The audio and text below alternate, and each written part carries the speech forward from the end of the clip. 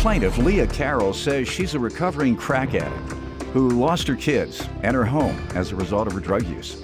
Leah claims she fell in love with the defendant, who was also a former drug addict, but she's suing him today for unpaid rent. Defendant Keith Jr. admits that he was a drug addict and dealer, and he eventually landed in jail because of it. Keith claims he's been sober for 4 months, but after he lost his job while living with Leah, she started nagging him. Keith denies owing her for anything. Start with you. I'm going to start with a little background. In my 20s, I started drinking, just with my friends and stuff. I later got into some heavy drugs and became a crack addict. I eventually got so bad I lost my kids, I lost my home, I lost my cottage, I lost my job. I used to work in a Catholic school, and in turn, I ended up homeless. There's a place called Thresholds, because I'm here from the city of Chicago, that got me off the streets, helped me get clean and sober, and helped me get a place to live. Yeah. So then in turn, I've been clean and sober for 3 years now. Okay, congratulations.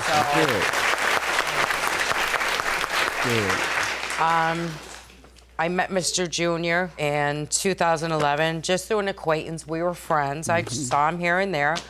I fell madly in love with this man. He was doing great. He was an ex-user. He was in sobriety, and eventually we moved in together. How'd that go? It went awesome at first because he was working. He promised me the world. I thought it was going to be great, and it just went downhill. When did it start going downhill? He moved in around April, May, June. He lost his job. He was doing side jobs, and he just wasn't paying me. Oh. And I'm on a fixed income. I cannot afford to pay for an adult man. I just can't do it. I've done it before, and I can't do it again. What was the agreement on rent? Half the rent and some utilities, half the utilities. How much was the rent? My rent was only $515. Okay. And beginning what month? April, May, and June, he stopped paying. Sir, let me hear from you. So I will admit, Your Honor, I'm a recovering addict. I had a rough life. At the age of 18, I started selling drugs, and in 2007, I went to jail for selling heroin.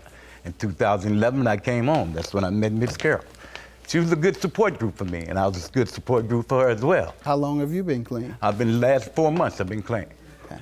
Yeah, 4 months. I see it a little different. Absolutely. I see you a little different than being a recovering addict. Yeah. Not the impression I get today. But let's move on. You all met and you moved in 2011? Yes. What was that like? It was great in the beginning until I lost my job, Your Honor. And then all of a sudden she just got to complaining and arguing and complaining about this and that. Like what? You know, where you going and yeah, what you doing with using it again and bringing it into my house. I will admit I did relapse, Your Honor. Behind all of that and losing my job and between all of that, I did relapse. You know, and I feel bad. You think she should have said anything? Oh, I'm quite sure she would have. Then why are you complaining now? I'm not complaining. You are. You said, I lost my job, and then she started fussing, and she started doing this like she was doing something wrong. Now you admit that, yeah, you were back on dope again. Absolutely. And she's supposed to do everything that I'm hearing you say she did, she was supposed to if you were a dope fiend again. Absolutely. Okay, well, what you complaining about? What did she do wrong? Tell me what she did wrong. I don't feel I owe that money, Your Honor. Okay, why not? You didn't stay there April, May, and June? Sure I did. Sure I did. You did stay there in April, May, and June? Yes. Did you pay for April, May, and June? No, I didn't. But you still don't think you owe? No, I don't think I owe. Judgment for the plaintiff, $774. Have a good day. Love you too.